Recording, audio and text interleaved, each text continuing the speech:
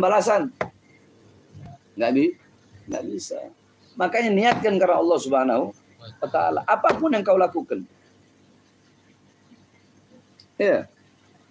Perkara-perkara mubah, perkara-perkara ibadah bisa menjadi sunnah jika diniatkan untuk beribadah kepada Allah Subhanahu wa Ta'ala.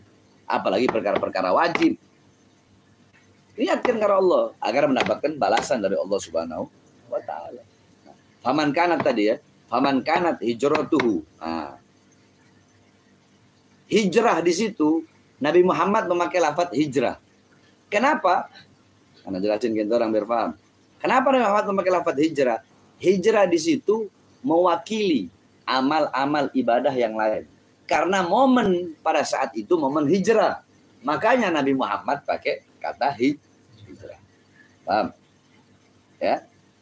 Tetapi hijrah di situ bermakna luas.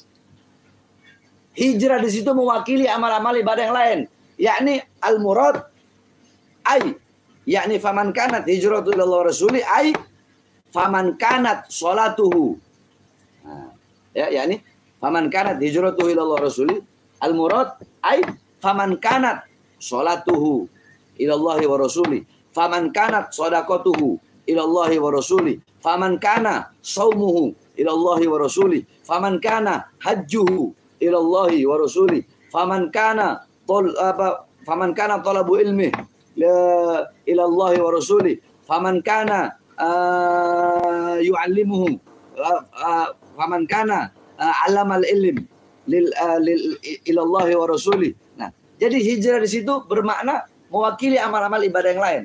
Jadi bukan hanya barang siapa yang hijrah karena Allah dan Rasul saja, bukan. Tapi barang siapa yang sholat karena Allah dan Rasulnya, barang siapa yang puasa karena Allah dan Rasulnya, barang siapa yang sodako karena Allah dan Rasulnya, barang siapa yang menuntut ilmu karena Allah dan Rasulnya, faman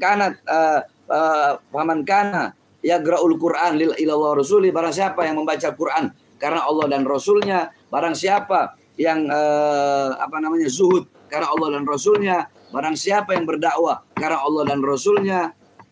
Cuma hijrah di situ pada momen itu hijrah, tetapi hijrah di situ mewakili amal-amal ibadah yang lain. Sebagaimana ada hadis, hatta al-huta fil bahar, ya, sehingga ikan paus yang berada dalam lautan. Al-hut ikan paus, bimakna al-murad maksudnya apa? Ikan paus di situ mewakili seluruh ikan-ikan yang ada dalam lautan. Nah, hadis hijrah di sini maksudnya bukan hanya hijrah saja. Karena kalau hijrah, al-hijrah gal al-imam Suyuti intiqal an syai' ila syai'. Gal al-imam Qurtubi al-hijrah intiqal min mawdi' ila mawdi'.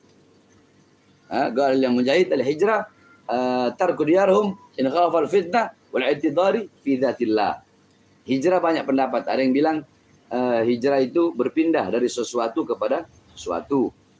Imam Qurtubi bilang hijrah itu pindah dari satu tempat ke tempat yang lain. Imam Al-Mujahid bilang hijrah itu adalah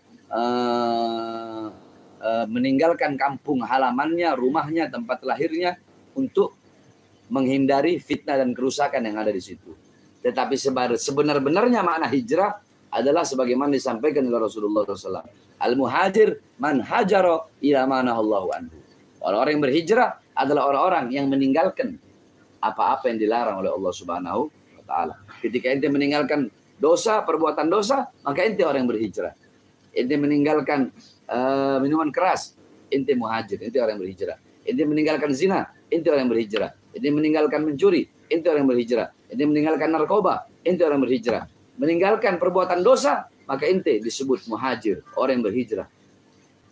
Tapi ingat, hijrah dalam hadis ini maknanya adalah apa? Mewakili seluruh amal-amal ibadah yang lain. Yakni bukan hanya hijrah saja yang dimaksudkan dalam hadis ini, tetapi faman kanat, yakni bukan hanya faman